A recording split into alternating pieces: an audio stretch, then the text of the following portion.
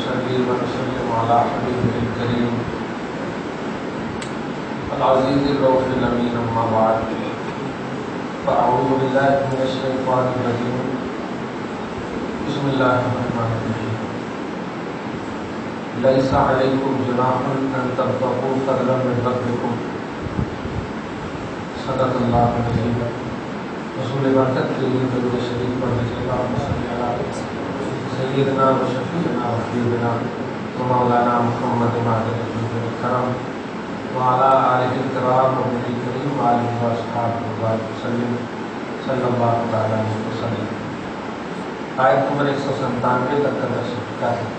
197 حج کے عنوان سے آیت نمبر 196 سے جاری ہے.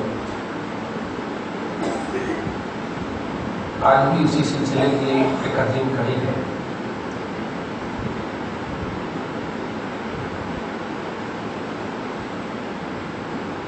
لیس علیکم جناح،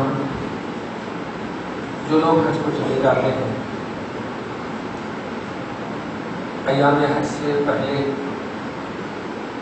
30 دن پہلے چلے عمرہ کر کے اب وہاں کے مقیم ہو جاتے ہیں 15 دن سے زیادہ رہنے کی وجہ سے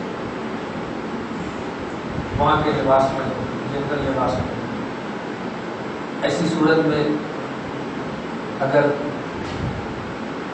پیسے کا مسئلہ آ جائے، چوری ہو جائے، گم ہو جائے، ختم ہو جائے، تو کہیں سے آنے کی کا چانس بھی نہ ہو، صورت نہ ہو، تو کیا کرنا ہے؟ اللہ پاک بڑا کرم والا ہے. واقعی ہدایت کی جو قریب خدا پاک کی بارگاہ سے نبی کے صدقے کو دے سکتی ہے، کہیں نہیں دے سکتی. رب فرماتا ہے کہ تم پر کوئی گناہ نہیں کہ تم اپنے رب کی طرف سے فضل کی تلاش کرو. مراد یہ ہے کہ وہاں تجارت وغیرہ نہیں کر سکتے. اب آپ یہاں سے گئے، جانے کے بعد 20 دن کے بعد حج کو جانا ہے. اب 20 دن تک میں کچھ بھی نہیں پیسہ آپ کے پاس، اب کیا کرنا؟ لیکن کچھ سوچ ہے کہ تجارت کر لیں. جو بھی ذریعہ آپ کو بہت سارے نکل جاتے ہیں، حساب سے موبائل کی دکان میں چلی جائے گی، یہ بیچنے کی صبح بیچنے کی وہ کسی بھی طرح سے اپنا سوچ لگائے تو مطلب تجارت کر سکتے ہیں. ایسا نہیں کہ حاجی لوگ اگر حج کو گیا تب کے لیے تجارت کرنا حرام ہے. ذریعہ حلال کمائی یا تجارت کے ذریعے سے حلال کمائی کرنا حرام ہے، ایسا نہیں ہے. وہ کر سکتے ہیں. وہ ایسا نہیں کہ سنیاسی ہے، وہ ایسا نہیں جا کے بالکل اب حج کے ایام آئیں گے تبھی ہم بس حج ہی کریں گے، اس کے علاوہ کچھ نہیں کریں گے، ایسا کچھ نہیں ہے. ایام حج سے پہلے آپ چاہیں تو تجارت وغیرہ بھی کر سکتے. ضرورت کے تحت تجارت بھی شریعت ہے، حلال کمائی کمانا بھی شریعت ہے، اور بھائی حج بھی شریعت ہے. تو اب تو شریعت کے خلاف تو کر نہیں رہے، شریعت ہی کر رہے ہیں. وہاں بلا ضرورت نہیں کر سکتے. ضرورت اگر ہے تو، ضرورت نہیں ہے تو آپ وہاں عبادت کیجیے، عمرہ کرتے رہیے، طواف کرتے رہیے، صحت وغیرہ اگر ساتھ دے رہیے. اس آیت کریمہ سے حاجیوں کے لیے تجارت کے استحباب کا عقیدہ نکلتا ہے کہ تجارت مستحب ہے، کر سکتے ہیں. اب اس کے بعد ایام حج جب آ جائیں گے تو آپ صورت دیکھیے گا بڑی تفصیل ڈیٹیل کے ساتھ. فَإِذَا أَفَضْتُم مِّنْ عَرَفَاتٍ، عرفات وہ مقام ہے جہاں حضرت آدم اور حضرت حوا کی معرفت ہوئی تھی، پہچان ہوئی. حضرت آدم اور حوا کو حق نکالا نہیں پڑا. حضرت آدم اور حوا جب تشریف لائے زمین پر تو کیونکہ دیکھیے بھائی، مسلمان کا سب سے بڑا سرمایہ ادب ہے جو ہم کو گھر ہی سے ملتا ہے. سب سے بڑا سرمایہ ادب. اب آپ دیکھیے بچہ جب وہ گھر میں کیا سکھاتے، سب سے پہلے سلام کرو بیٹا. آپ کو کس نے سکھایا جو آپ بولتے سلام کرو؟ نہیں کرتا تو زبردستی ہاتھ اٹھا کے کرواتے ہیں. ادب سب سے بڑا سرمایہ ہے ہمارا. اس لیے کوئی ایسا جملہ نہ نکلنے پائے، اور وہ بھی سلیکٹڈ بندے کے لیے تو اور بھی ذرا. نہ ماں باپ تو الحمدللہ ہے ہی، لیکن سلیکٹڈ بندے جو محبوبان الہی اولیاء اللہ انبیاء اللہ رسول وغیرہ یہ سب کے لیے تو اور بھی حضرت آدم اور حضرت حوا جب تشریف لائے حضرت آدم کہاں لائے؟ انڈیا اور بارڈر پہ سری لنکا کے بارڈر سرحدیپ پہ اور حضرت حوا جدہ میں. لیکن ملاقات جو سب سے پہلے ہوئی ہے وہ عرفات کے میدان میں ہوئی. عین را فا عرف معنی ہوتا ہے پہچان. اسی سے عارف باللہ معرفت یہ سب جملے بولتے ہیں تو ڈکشنری میں عین را فا کا معنی ہوتا ہے پہچان. تو عرفات وہ مقام جہاں آدم اور حوا کی پہچان ہوئی تھی تو اسی معرفت اور پہچان کی وجہ سے اس مقام کا نام عرفات رکھ دیا اللہ تعالیٰ نے. یہ عرفات نیچرلی اور جنرلی طور پر نہیں ہے. حضرت آدم اور حوا کی معرفت اور پہچان رب نے وہاں کرائی ہے جو بچھڑ گئے تھے 350 برس تک. اس لیے وہ مقام اس مقام کو بھی نسبت حاصل ہے اللہ کے محبوب بندے اور محبوب بندی. چلیے عرفات میں وقوف کرنا فرض ہے. وقوف کرنا فرض کا مطلب وہاں ٹھہرنا فرض ہے. 9 ذی الحجہ کو 8 ذی الحجہ کو آپ مینا میں جائیں گے تو واجب ہے. 5 وقت کی نماز آپ کو وہاں پڑھنا ہے جا کر کے ظہر سے لے کر کے فجر تک. فجر سے ہوتے ہی آپ کو نکلنا ہے عرفات کے لیے. عرفات میں جب پہنچیں گے آپ تو وہاں ظہر اور عصر کو ملا کر کے پڑھنا. ملا کر سے مراد یہ ہے لوگ سمجھ نہیں پاتے. ملا کر سے مراد یہ ہے کہ ایک اذان اور 2 اقامت ہو. ایک اذان اور 2 اقامت ہو یہ مطلب ہے. اب 2 اقامت کا مطلب ہی یہی ہوا کہ یہ الگ الگ ہے. تو ملانا ہم صرف اس لیے بول رہے ہیں کہ ایک وقت میں پڑھ رہے ہیں اس لیے وہاں پر ظہر اور عصر. پھر وہاں عصر کے بعد مغرب سے پہلے آپ کو سورج ڈوبنے سے پہلے نکلنا ہے اور پھر آنا ہے آپ کو مشعر حرام قرآن نے جس کو کہا ہے جس کو آپ اپنی زبان میں بولتے ہیں مزدلفہ. عرفات میں کھڑا رہنا فرض تھا. مزدلفہ میں کھڑا رہنا واجب. فرض اور واجب یہ سب پہلے بھی دھیان رکھنا چاہیے تب جا کر کے مطلب نورانیت حج ملتی ہے.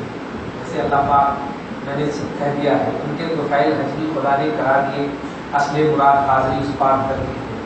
سب سے بڑی بات یہ ہے نبی کی بارگاہ کی حاضری قبول ہو جائے دنیا میں سب کچھ قبول ہو جائے.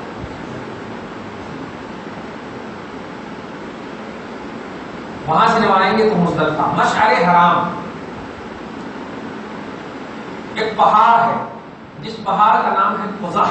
قاف زا بڑی ہا قزح. وہی پہاڑ پر رسول اللہ وقوف فرمائے تھے. مشعر حرام اور مزدلفہ کے بیچ میں ایک وادی ہے وادی محصر آرانا عین ران یاد میں رہتی اس لیے میں جلدی بول دے رہا ہوں. ہاں جب جائیے گا تو ضرور مجھ کو بلائیے گا. میں بیمار میں رہوں گا تو مجھے بتاؤں گا انشاءاللہ. حاجی اپنے گھر میں داخل ہونے سے پہلے جو دعا کرتا ہے بہت بڑی بات ہے. آج اگر بچہ باہر سے آتا ہے تو ماں اس کے سر کو چومتی ہے جس کے قدم کو چومتے رب نے کہا ہے. چومنے کی وجہ جانتے ہیں پھر آتے خدائی ہم کچھ نہیں. لیکن صحیح العقیدہ حاجی اگر کوئی آئے اس بات کی تلقین زندگی بھر تک رکھنا میری طرف سے اس کے ہاتھ پاؤں کو ضرور چومنا چاہے وہ کوئی بھی ہو. جرمن ہوئی رہے گا اس کے ہاتھ پاؤں کو چومنا. کیوں؟ اس ہاتھ پاؤں نے اللہ کے گھر کو چوما ہے رسول کے گھر کو. اس لیے وہاں کی آب و ہوا کو کھا کر آ رہے ہیں ضرور چومنا کتنا بڑا بھی دشمن ہو لیکن صحیح العقیدہ بس پوائنٹ کی. اللہ پاک ہم سب کو وہ مقام عطا فرمائے. عرفات کے میدان میں کیا ہے 2 نبی دنیا میں اور 2 نبی اوپر. حضرت ادریس اور حضرت عیسیٰ اوپر ہے آسمان میں. قرآن سے ہے ورفعناہ مکانا علیہ یہ ادریس کی شان میں ہے. ورفعہ اللہ یہ حضرت عیسیٰ کی شان میں. اللہ نے ان دونوں کو اٹھا لیا اور 2 نبی نیچے خضر اور الیاس علیہ السلام نیچے. یہ 4 نبی کو اللہ پاک اپنی شان کے مطابق موت دے گا قرب قیامت. مگر جنرلی نیچرلی طور پر موت نہیں آئی. اللہ نے اٹھا لیا عیسیٰ کے بارے میں تو سب کو معلوم ہے، اٹھا لیا اللہ نے پارہ نمبر 6 میں اور پارہ نمبر 16 میں حضرت عیسیٰ حضرت ادریس، یہ 4 نبی ہیں. میں جو جملہ دینے جا رہا ہوں یہ اللہ پاک ان چاروں کو عرفات کے میدان میں اپنے مخلص اور محبوب بندے سے ملاقات کے لیے بھیجتا ہے. میں نے کبھی کسی موقع سے کہا تھا حج کے موقع سے جا سکتے ہیں، عمرہ میں تو عرفات جانے سے مکہ میں رہے گا، حج کو اگر کوئی جائے تو ایک بات میں ہمیشہ تلقین کرتا ہوں، کوئی بھی بزرگ ملے بوڑھا خوبصورت اپنا اٹریکشن بول رہا ہوں میں، خوبصورت کا مطلب یہ نہیں ہوتا کالا خوبصورت نظر نہیں آتا ہے. بلال حبشی کو دیکھو تو ساری خوبصورتی ختم ہو جائے، اتنی خوبصورت ہے وہ. حالانکہ حبشی وہاں ضرور بوڑھے بزرگ سے زبردستی ملاقات کرنا، زبردستی ہاتھ پہنچنا. ہو سکتا ہے ادریس علیہ السلام ہو سکتا ہے عیسیٰ علیہ السلام ہو سکتا ہے خضر ہو سکتا ہے الیاس. اور وہ صرف اسی لیے آتے ہیں کہ جتنے بھی اللہ کے محبوب بندے اللہ کے مہمان آئے ہیں وہ سب سے مصافحہ کریں. مخلص بندے جتنے سب سے وہ مصافحہ کرتے ہیں اور کوئی کام نہیں ہے. اتنا بڑا مقام ظاہر ہے یہ کسی لیے پھر میں نے کہا کہ کتنا بڑا بھی آپ کو پرسنلی ذاتی دشمن ہو، اگر صحیح العقیدہ ہے تو یاد رکھیے وہ انبیاء سے ملاقات کر کے آتے ہیں، مصافحہ کر کے آتے ہیں. اس لیے وہاں ضرور مجھے ان کے ہاتھ نسبت کی ہمارا سب سے بڑا شعار ہے. عرفات سے جب لوٹ کے آئیں گے 9 ذی الحجہ کو تو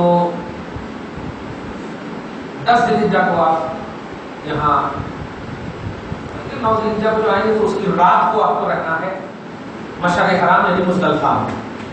مزدلفہ میں جبل قزح ایک ہے، ابھی جو مشعر حرام مسجد مشعر حرام کے بالکل بازو میں ہے، وہیں پر رسول اللہ اسی پہاڑ کے ساتھ آقا علیہ السلام وقوف فرمائے اور امتی کی بخشش کے لیے دعا. اس کے بعد یہاں پر مغرب اور عشاء کی نماز 2 اذان 2 اقامت ہوگی. وہاں 1 اذان 2 اقامت، یہاں 2 اذان 2 اقامت. اور اس کے بعد سیاہی میں یعنی اتنے کالا ہو کہ بس آواز سے ہم آپ کو پہچان سکیں، چہرے سے نہ پہچان سکیں. اتنے اندھیرے میں آپ کو فجر کی نماز پڑھتے ہی بھی جنا کے لیے کرنا. یہ میں سب کا ترجمہ کر رہا ہوں قرآن پاک کا، آپ کے حساب سے میں بول رہا ہوں، لیکن یہ قرآن پاک جو آج کا درس ہے. اور پھر کیا کیا کرنا ہے اب اللہ کی زبان میں سننی ہے. فَإِذَا أَفَضْتُم مِّنْ عَرَفَاتٍ، آپ لوٹ آئے عرفات سے. ہو رہا ہے یہ عرفات کا ذکر خاص طور سے ایک تو نسبت کے لیے کیا، اور ایک چونکہ حج میں عرفات میں کھڑا رہنا فرض ہے، یعنی آپ ادھر ادھر کریں گے تو دم دے کر کے آپ تلافی کر سکتے ہیں، لیکن عرفات نہیں گئے تو آپ قیامت تک حاجی نہیں بن سکتے. کتنا بھی آپ کچھ کر دیجیے نہیں ہوگا. عرفات میں وقوف کرنا فرض ہے، اور فرض چھوٹنے سے وہ چیز ہی نہیں ہوتی. سمجھ رہے؟ جیسے نمازی اگر رکوع نہ کرے سجود نہ کرے تو نماز ہی نہیں ہوتی، کیونکہ رکوع اور سجود فرض ہے، قیام فرض ہے، اب عذر الگ چیز ہے. فَإِذَا أَفَضْتُم مِّنْ عَرَفَاتٍ، اے حاجیوں جب تم عرفات سے لوٹو مشعر حرام کی طرف، فاذکروا اللہ عند المشعر الحرام، تو آؤ اللہ کی بارگاہ میں مشعر حرام کے پاس خدا کا ذکر کرو. سبحان اللہ. اور جانتے ہیں ترجمہ اگر خالی سنیں گے تو ذکر کرنے کا نہیں، مشعر حرام کے پاس ذکر کرو. پوچھو اللہ سے، اللہ اور تو دوسری جگہ ذکر کیا تو تو نہیں تھا کیا؟ مشعر حرام کے پاس کیوں ذکر کرے؟ جواب ملا میرا حبیب یہاں کیا ہے، میرا حبیب یہاں ذکر کیا ہے، اس لیے یہاں آؤ، یہاں کو میں بہت پسند کرتا ہوں. یہ نسبت کا کام ہے. اللہ تو ہر جگہ، اللہ کا نور ہر جگہ، جہاں ذکر کرو اللہ پاک آپ کے پاس، آپ کے ساتھ. اینما تکونوا یأتی بکم اللہ جمیعا، اینما کنتم وہو معکم، جہاں تم رہو وہ تمہارے ساتھ ہے. لیکن عند المشعر الحرام سے ایک نسبت کا عقیدہ ملا ہے کہ نسبت اور وسیلہ اللہ کے محبوب بندوں کا مقبولیت خدا کا راز ہے، اللہ کی بارگاہ میں مقبولیت کا راز ہے. سمجھ گیا؟ فاذکروا اللہ عند المشعر الحرام، مشعر حرام کے پاس ذکر کرو، مشعر حرام کے پاس آ کر کے اللہ کا ذکر کرو. اچھا ایک اور بات دیکھ رہے ہیں، اتنے حاجی آنا، سب کو آنا ہے، مشعر حرام تو تھوڑی سی جگہ ہے، سب وہیں پہ کیسے آئیں گے؟ لاکھوں ہے نا، سب وہاں پہ کیسے آئیں گے؟ اس سے بھی اس کی اہمیت معلوم ہو رہی ہے، اس سے بھی اہمیت معلوم ہو رہی ہے کہ رہو کہیں پر، لیکن اگر تمہاری نیت میں مشعر حرام پانا تھا، اس نیت سے آؤ گے تو ہم دے دیں گے کسی کا سب۔ یہ نیت کا عقیدہ اللہ تعالیٰ دینا چاہ رہا ہے، نسبت کا عقیدہ دینا چاہ رہا ہے۔ اور اس کے بعد دیکھیں وَاذْكُرُوهُ كَمَا هَدَاكُمْ، اور اللہ کو ایسے یاد کرنا، ایسے یاد کرنا کما ہداکم، جیسا کہ اس نے تمہیں ہدایت دی ہے۔ اور ہدایت کیسے دی ہے؟ نبی کو بھیجا ہے میں نے، نبی جیسے جو جہاں جس طرح کیے ویسے ہی کرنا، اٹھ پٹانگ اپنا نہیں، اٹھ پٹانگ اپنا نہیں، اپنی منطق نہیں لگانا۔ وَاذْكُرُوهُ كَمَا هَدَاكُمْ، اللہ کو یاد ویسا کرنا جیسا کہ اس نے ہدایت دی نبی کے ذریعے سے، نبی کے وسیلے سے، تو اپنے اٹھ پٹانگ ذکر نہیں کرنا۔ اب مینا وغیرہ میں آپ دیکھیں بڑا افسوس ہوتا ہے، آج ہی قیام و مینا، آج ہی قیام و مینا، آج ہی حسن اللہ پاک بچائے۔ ابھی آپ مینا میں آ رہا ہوں، مشعر حرام سے درجے کی نماز کے بعد جب آپ آئیں گے مینا میں تو آپ رمی جمارہ کرنا ہے، پتھر مارنا ہے۔ وہ مزدلفہ سے بلکہ عرفات سے نکلتے وقت راستے ہی میں، مزدلفہ کے راستے ہی میں کنکری لے لیتے ہیں حاجی لوگ، 72 کنکری ایکسٹرا 5 لے لیتے ہیں تاکہ اگر کوئی بھی اڑ جائے تو ایک دو۔ وہاں تو غصے میں کچھ لوگ چپل بھی مارنا شروع کر دیتے ہیں، اللہ بچائے۔ واقعی شیطان کا عجیب غصہ رہتا ہے، آپ دیکھیے، اللہ پاک بچائے۔ تو لے لیتے ہیں حاجی لوگ، بنا آنا ہے، رمی جمع کا اشارہ دے۔ وَاذْكُرُوهُ كَمَا هَدَاكُمْ سے عقیدہ دے رہا ہوں میں، رب نے جیسی ہدایت دی، اب آپ کو کیسے معلوم کہ رب نے ہدایت دی؟ کیسے معلوم؟ نالج حاصل کرنے کے لیے 3 ذرائع، علم حاصل کرنے کے لیے 3 ذرائع۔ سب سے پہلا ذریعہ ہے عقل، سب سے پہلا ذریعہ حواس سلیمہ، اس کو حواس سلیمہ یعنی 5 احساسات، چھو کر کے، چکھ کر کے، دیکھ کر کے، سن کر کے، سونگھ کر کے، 5 احساس ظاہرہ، 5 ہوتے ہیں، حواس ظاہرہ، باطنہ، ظاہرہ، خمسہ بولے تو 5۔ تو یہ نالج حاصل کرنے کے ذرائع ہوتے ہیں، ان سے حاصل کر سکتے۔ اب یہ نہ ہو خبر صادق نبی صلی اللہ علیہ وسلم جس امتی کو جس طرح سے خبر دی ہو اس کو اپنا سورس آف نالج سمجھیں، اسی کو سمجھیں۔ اب یہ ہم نے چھوٹے مان لیا، اب اس پر ہم نہیں جائیں گے کہ بخاری شریف میں ہے کہ موبائل کہاں ہے، بخاری شریف موبائل کہاں ہے، قرآن شریف ہم دیکھ رہے ہیں موبائل بات ہو رہی ہے، موبائل تو ہم دیکھ کر کے، چھو کر کے، سن کر کے، ہم محسوس کر کے، محسوسات سے محسوس کریں۔ لیکن مشعر حرام کیا ہے، اس کا دائرہ کیا ہے، وادی اعلیٰ کون ہے، وادی محسب کیا ہے، کس وادی سے بھاگنے کہا ہے رسول نے، کس وادی کو چھوڑنے کہا ہے رسول نے، کہاں پر کہا ہے، یہ رب نے نہیں، مصطفیٰ نے، نبی نے بتایا۔ تو بس قلوبوں کما ہداکم سے اشارہ کر رہا ہے اللہ کہ اپنے من سے نہیں، اللہ تعالیٰ کا دائرہ ہے اللہ کی معرفت کا بھی، توجہ دیجیے، اور وہ دائرہ علم مصطفیٰ ہے، مصطفیٰ کی بارگاہ ہے، وہ جو تمہیں بتائیں گے آنکھ بند کر کے مان لو، وہی اللہ کی معرفت ہے، وہی اللہ کی پہچان، تمہیں ہو یا نہ ہو، لیکن تم کو اپنے سورس آف نالج نبی کو رکھنا ہوگا، کیونکہ ہدایت کا منبع، ہدایت کا سرچشمہ پیغمبر کو میں نے بنایا ہے، نبی کو ہم نے بنایا۔ تو بس قلوبوں کما ہداکم، یاد کرنا اللہ کو، کما ہداکم ایسے یاد کرنا جیسا کہ اس نے تم کو، جیسا کہ ہدایت دی تم کو، کس کے ذریعے دی؟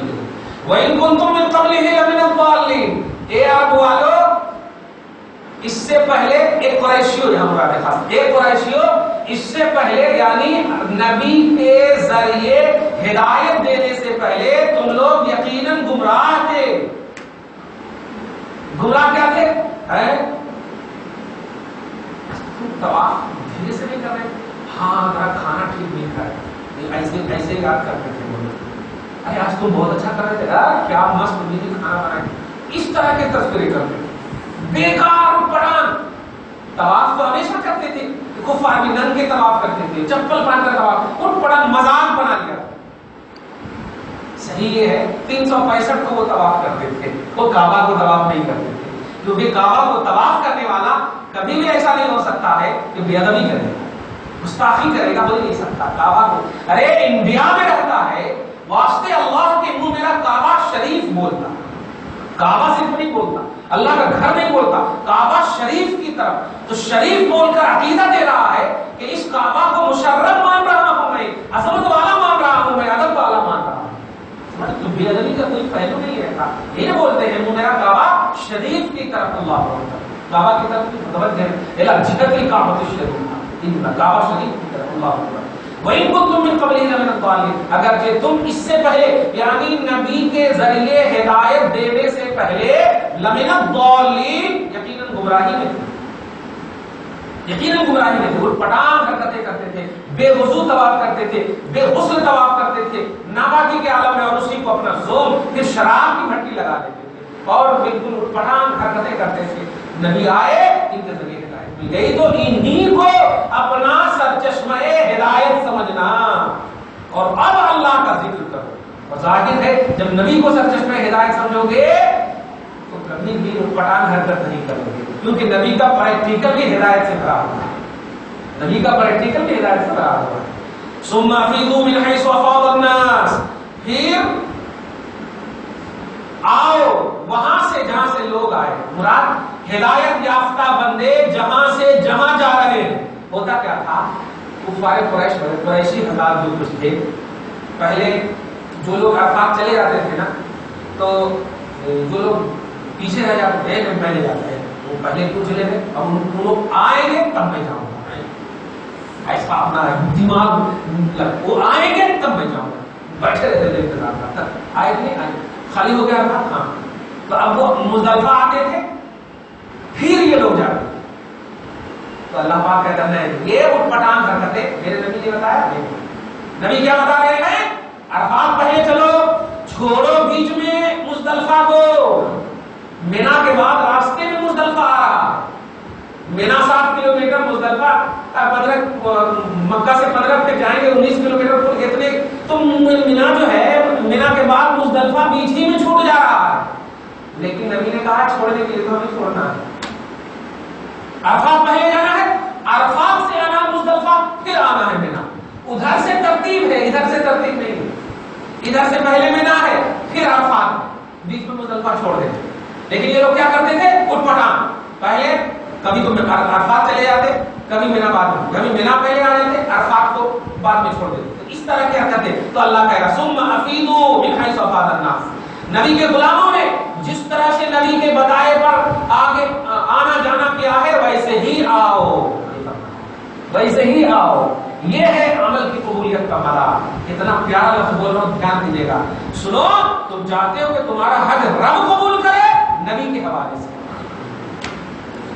تمہارا حج رب قبول کرے، نبی کے حوالے سے آؤ، پہلے بھی تم حج کر رہے ہو، پہلے بھی عمل کر رہے ہو، سب کچھ کر رہے ہو، لیکن ہم قبول کیوں نہیں کر رہے ہیں، کیونکہ تم اپنی منطق سے کر رہے ہو، اپنی عقل سے کر رہے ہو، اور ہم اسے قبول نہیں کرتے، ہم نبی کے واسطے سے قبول کرتے ہیں، پیغمبر کے وسیلے سے قبول کرتے ہیں۔ ثم افیضوا من حیث افاض الناس، لوگ جہاں سے آ رہے ہیں وہیں سے آؤ، واستغفروا اللہ، اور پھر مغفرت طلب کر سکتا ہوں، پھر مغفرت طلب کرو، ان اللہ غفور رحیم، بے شک اللہ بخشنے والا رحم کرنے والا۔ دیکھا کیا مطلب، ایک آیت اور سن لیجیے، فَإِذَا قَضَيْتُم مَّنَاسِكَكُمْ، جب ظاہر ہے عرفات میں آپ وقوف کر لیے، مینا مزدلفہ، یہ 3 مقامات ہی تو تھے، سب کچھ کر لیے، تو اللہ کہہ رہا جب تم مناسک حج ادا کر لیے، مناسک حج ادا کر لیے، ارکان حج ادا کر لیے، فرائض جو کچھ بھی تھے ادا کر لیے، واجبات ادا کر لیے، فاذکروا اللہ کذکرکم آباءکم واشد ذکرا، سنو تو پھر اللہ کو یاد کرتے رہنا، اللہ کو یاد کہہ رہا ہے اللہ، لیکن اس کہنے کو بھی کہہ رہا ہے رسول اللہ، کمال ہے، دیکھ رہے ہیں، کہہ رہا ہے اللہ کہ اللہ کو ذکر کرو، لیکن اس کہنے کو بھی رسول اللہ کہہ رہے ہیں، یا اللہ کمال، جملے کو غور کر رہے ہیں، دنیا کا کوئی بھی امتی یہ عقیدہ نہ رکھے کہ ہمیں اللہ نے کہا ہے، سب سے بڑا عقیدہ یہ ہے کہ ہمیں رسول اللہ نے کہا ہے کہ اللہ نے کہا، اللہ کا کہنا جو پہلا راؤنڈ تھا، اس راؤنڈ کو بھی اللہ نے مؤخر کر کے رسول اللہ کے راؤنڈ کو مقدم فرمایا، کہ لوگوں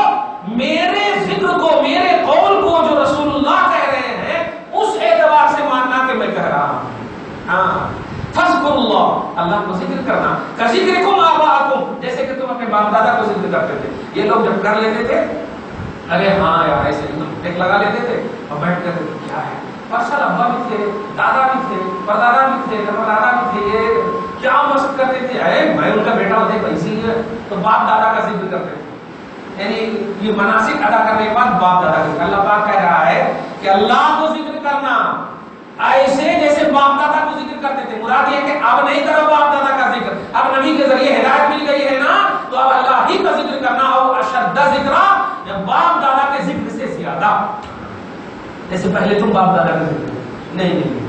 آج بھی میں ایک بلایا وہ بول دوں، آج بھی دیکھیے آپ لوگ دیکھتے ہیں، میں خاص طور سے میں منا بھی کیا تقریری طور پہ گھر میں تک اپنی دوستی نہیں نبھاتے. قبرستان گئے جب تک مٹی دینے کی باری نہیں آتی تو پوری دنیا کے دفتر وہاں کھول دیتے آپ، پوری دنیا کے دفتر کھول دیتے، پوری دنیا کی بات ہے، جبکہ وہ آخرت کا مقام. رسول فرماتے ہیں قبر میں زیارت اس لیے کرو تاکہ آخرت یاد آئے، تو وہ مقام آخرت کرو.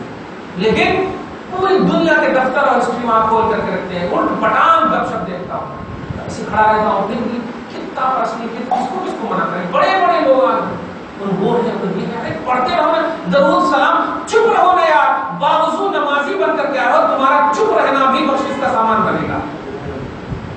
قبرستان میں دنیاوی باتیں ہرگز نہیں کرنا چاہیے، ورنہ پھر آپ کو بھی کوئی یاد نہیں کرے گا. ارے آپ گئے بھی ہیں تو کم سے کم چپ رہیے، نماز پڑھ کر گئے ہیں، اللہ پاک آپ کے قدم کو نمازی قدم رکھا ہے، اس وقت بابرکت والا قدم رکھا ہے. نبی فرماتے ہیں حدیث میں کہ قرآن سیکھنے والا اگر قبر کے قریب سے گزر جاتا ہے 40 سال تک عذاب قبر کو اٹھا لیتا ہے، 40 سال تک عذاب قبر کو اٹھا لیتا ہے ایک علم سیکھنے والا. اب سوچ رہے ہیں کہنا یہ ہے کہ قبرستان کی شیطان بھٹکاتا ہے. اصل یہ وہ نہیں چاہتا کہ آپ ہمارا بھائی بخشا ہے، ہمارا بھائی کو ثواب ہے، اسی لیے آپ کو دنیا کے کام میں مشغول کر دیتا، دنیا کی باتوں کو مشغول کر دیتا. گھر میں ہوتے تو بیٹھ کے بات نہیں کریں گے لیکن وہاں جا کر کے بات دقت کر دیتے. اس لیے اس کو دھیان رکھے کبھی دنیاوی باتیں قبرستان میں ہرگز نہ کیجیے، وہ مقام عبرت آخرت ہے. آگے دیکھیے فَإِذَا قَضَيْتُمْ فَاذْكُرُوا اللَّهَ كَذِكْرِكُمْ آبَاءَكُمْ وَأَشَدَّ ذِكْرًا. اب آپ سنو، دو طرح کے لوگ ہوتے ہیں. ایک وہ لوگ ہوتے ہیں رب فرماتا فَمِنَ النَّاسِ مَن يَقُولُ، ایک وہ ہوتے ہیں رَبَّنَا آتِنَا فِي الدُّنْيَا، اے اللہ ہمیں دنیا ہی میں دے، وَمَا لَهُ فِي الْآخِرَةِ مِنْ خَلَاقٍ، تو میں دے دیتا ہوں لیکن آخرت میں اس کا کوئی حصہ نہیں رکھتا. ایک وہ ہوتے ہیں مناسک ادا کرنے کے بعد جو کہتے ہیں اللہ ہم ادا تو کر دی، آپ ہمارے کو دو، بس ہمارے کو ہونا تو ہونا. تو اللہ پاک کہتا ہے ماں اس کو بولتے ہیں منافق حاجی، جس کو دنیا چاہیے، غیر مخلص حاجی. اور اللہ آگے فرماتا ہے وَمِنَ النَّاسِ مَن يَقُولُ رَبَّنَا آتِنَا فِي الدُّنْيَا حَسَنَةً وَفِي الْآخِرَةِ حَسَنَةً وَقِنَا عَذَابَ النَّارِ. اور ایک مخلص بندے وہ ہوتے ہیں جو کہتے ہیں اللہ ہم نے ادا تو کر دیا ہے ارکان، اب نبی کے وسیلے سے تو ہی ہمیں دنیا میں بھی نیکی عطا کر، آخرت میں بھی نیکی عطا کر، اور مولا ہمیشہ قبر کے عذاب سے بچنے کی دعا کرتے ہیں. مخلص بندے اور غیر مخلص بندے، یہی حاجی کا فرق محسوس کروا. نورانیت حج کو آپ دیکھو کہ حاجی کہلاؤ گے یا رب کی بارگاہ میں دنیا اور آخرت دونوں میں نیکوکار کہلانا چاہیے. اللہ کہہ رہا ہے کچھ حاجی ایسے ہیں جو دنیا کے ساتھ ساتھ آخرت بھی مانگتے ہیں، اور کچھ حاجی ایسے ہیں جو صرف دنیا مانگتے ہیں. اب میں دونوں کو دے دیتا ہوں کیونکہ فرماتا ہے اولئک لہم نصیب مما کسبوا، یہ وہ لوگ ہیں جو مانگیں گے جو کمائیں گے ان کا حصہ ہے. اللہ سریع الحساب، اور اللہ بہت جلد حساب لینے والا، بہت جلد حساب لینے والا. آیت نمبر 202 تک کا درس ہو گیا ہے. اب آئندہ انشاءاللہ اللہ پاک سے دعا ہے اللہ پاک آج کے اس درس کو حبیب پاک کے سیرے سے قبول فرمائے، ہم سب کی حاضری اور نشست کو قبول فرمائے، اخلاص والا عمل کرنے والا انسان بنائے، بندہ بنائے. حج کی سعادت سے پوری نورانیت کے ساتھ سعادت عطا فرمائے. جو کر چکے ہیں قبول فرمائے، جو نہیں کیے کم سے کم راہ آسان فرمائے، ذرائع عطا فرمائے، اسباب عطا فرمائے. جن کی نیک و جائز تمنا ہے سب کی تمناؤں کو پوری فرمائے. دربار میں برکتیں، آل اولاد میں برکتیں، تمام کو عزت و وقار کی زندگی نصیب فرمائے. جن گھروں میں تھوڑی سی آپسی چلتلش اختلافات ہیں دور فرمائے. حبیب پاک رحمت للعالمین کے وسیلے سے رحمت برکت سعادت والا گھر بنائے. وصلی اللہ تعالی علی خیر خلقہ محمد وعلی آلہ وصحبہ اجمعین.